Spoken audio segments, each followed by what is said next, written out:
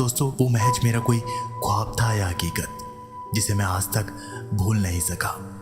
जब कभी भी वो वाक्य मेरे सामने आता है तो खौफ के मारे मेरे आज भी रोंगटे खड़े हो जाते हैं। बड़ा सा उजाड़ कमरा, फिर कंडक्टर की लाश का यूं मिलना।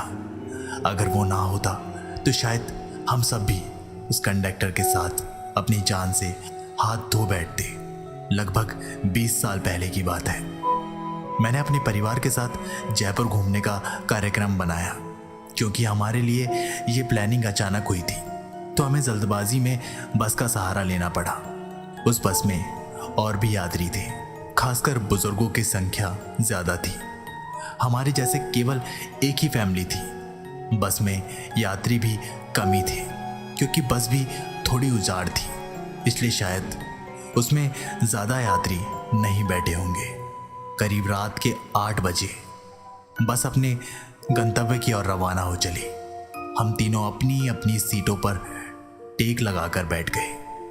संयम तो सो गया, लेकिन मुझे और रीमा को बीच बीच में हल्की हल्की झपकी सी आती जाती। एक तो वीरान और अनजानी जगह, ऊपर से उजाड़ बस में मुझे अनकंफर्टेबल लग रहा था। ड्राइवर को भी शायद बहुत जल्दी थी गंतव्य तक पहुंचने की, इसलिए वो भी बस को तेज रफ्तार से भगाए चला जा रहा था।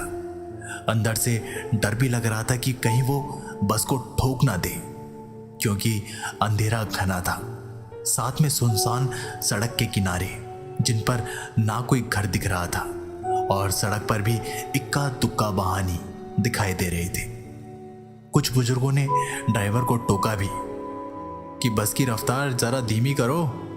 कुछ समय तक तो उसने बस को धीमी रफ्तार से चलाया, लेकिन फिर से कुछ देर बाद उसने फिर से बस की रफ्तार बढ़ा दी। एक बुजुर्ग ने फिर से उस ड्राइवर को टोका कि बस की रफ्तार कम कर लो, लेकिन मना करने के बावजूद फिर से ड्राइवर ने रफ्तार बढ़ा दी। तब ड्राइवर ने जवाब दिया कि अंकल जी, जो मैं कर रहा हूं ना वो बिल्कुल ठीक कर रहा हूं। मैंने सुना है ये इलाका ठीक नहीं है, बहुत ज्यादा खतरा है इस जगह, और इस इलाके को जितना जल्दी पार करके आगे बढ़ जाएंगे उतना अच्छा है हमारे लिए। ड्राइवर की बात सुनकर सबने कहा कि चलो ठीक है। बस तेज रफ्तार से आगे बढ़ रही थी कि तभी एक तेज आवाज के साथ बस का थोड़ा संतुलन गड़बड़ाया और बस थोड़ी दूर बढ़ी और रुक गई। अब सब सकपका गए कि अचानक ये हुआ क्या। इतना खतरनाक इलाका और बस का रुकना, किसी का भी जी डर जाएगा। ड्राइवर ने अपनी टॉर्च चलाई और बस के नीचे उतरा। उसने देखा कि क्या बात है, बस को आखिर हुआ क्या, वो रुकी क्यों। कुछ देर के मुआयने के बाद उसे पता चला कि बस के पीछे वाले दोनों पहिए पंचर हो चुके हैं और बस में एक्स्ट्रा पहिए भी नहीं है जिससे उसकी मरम्मत हो सके। अब क्या किया जाए, सभी सोच में पड़ गए। रेतीली अनजान जगह, अमावस की गहरी काली रात, जंगली जानवरों का डर और बस का यूं खराब हो जाना, सबके तो जैसे होश उड़ गए थे। अब क्या करें क्या ना करें, किसी के भी कुछ समझ नहीं आ रहा था। तभी कंडक्टर को थोड़ी दूर एक रोशनी दिखाई दी। उसने सबसे कहा कि देखो वहां रोशनी दिखाई दे रही है, हो सकता है कि वहां कोई गांव हो, चलो सब वहां चलते हैं, शायद रात भर के लिए कोई सुरक्षित जगह मिल जाए। अगर एक कोठरी भी मिल गई तो हम सब एक साथ बैठकर रात को गुजार सकते हैं। सब कंडक्टर की बातों से सहमत हो गए। सबने अपना अपना सामान उठाया और चल पड़े उस रोशनी की ओर। जैसे ही वो उस रोशनी के नजदीक पहुंचे तो हमें एक बड़ी सी कोठरी दिखाई दी, जिसे देखने में लग रहा था कि कोई बहुत पुरानी सराय है जहां भूले भटके मुसाफिर रुकते होंगे। सब कोठरी के दरवाजे के बाहर खड़े हो गए। ड्राइवर ने हिम्मत कर दरवाजे की साकल खटखटाई। एक बहुत ही बूढ़े व्यक्ति ने दरवाजा खोला। उनके सिर पर एक बड़ी सी पगड़ी थी, गले में पुराने जमाने का कोई आभूषण था, कानों में भी कुंडल पहन रखे थे। कुर्ते के ऊपर उन्होंने एक सदरी पहन रखी थी, कमर में धोती, पैरों में पुराने जमाने की ऊंट के चमड़े की बनी मोजड़ी पहन रखी थी और हाथ में एक बड़ा सा लठ ले रखा था।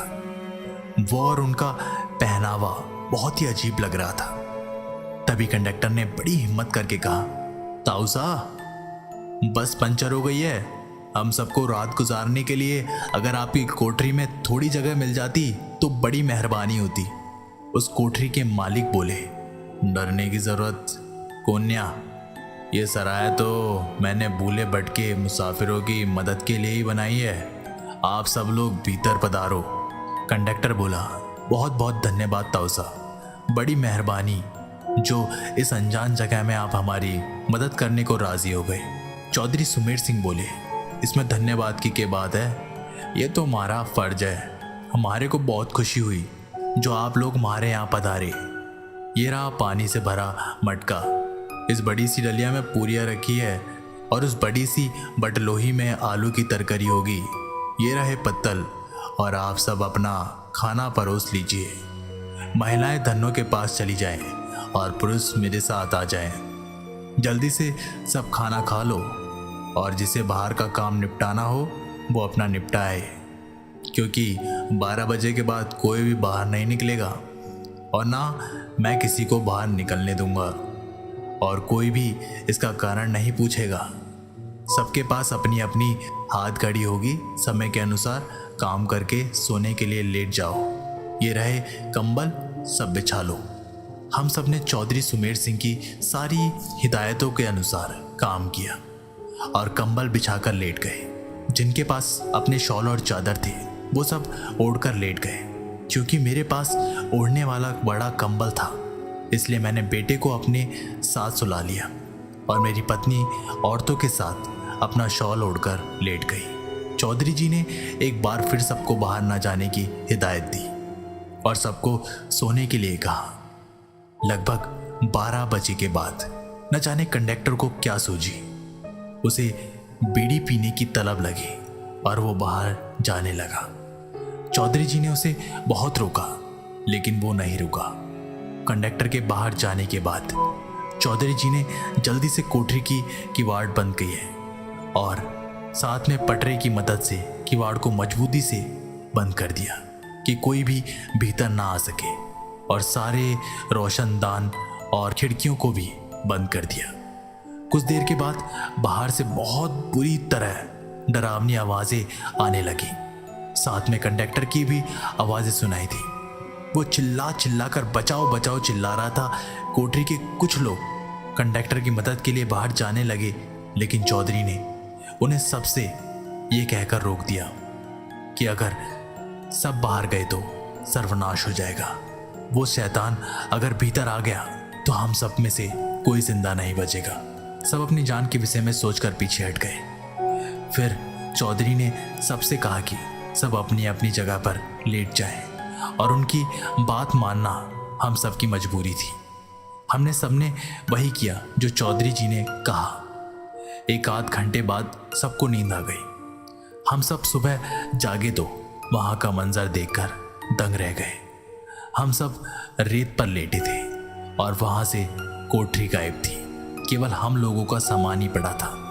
वहां 2 समाधियां बनी हुई थी जिन पर चौधरी सुमेर सिंह और धन्नो लिखा था। हम सब ने ये देखकर हैरान थे कि आखिर रात को जो हुआ था वो ख्वाब था या हकीकत। तभी वहां से एक चरवाहा अपनी भेड़ों के साथ निकला। उसको हम लोगों ने सारी बात बताई तो उसने बताया कि यहाँ बहुत समय पहले एक सराया हुआ करती थी जिसकी रखवाली चौधरी सुमेर सिंह और उनकी पत्नी धन्नो किया करती थी और उन दोनों के स्वर्गवास के बाद आज भी उनकी आत्माएं भटकते हुए मुसाफिरों की मदद करने आती है। इस इलाके में बहुत शैतानी आत्माएं रहती हैं जो लोगों को कत्ल कर देती हैं, लेकिन सुमेर सिंह और उनकी पत्नी अच्छी आत्माएं हैं इसलिए वो लोगों की मदद करने आते हैं। ये सब कहकर चरवाहा चला गया।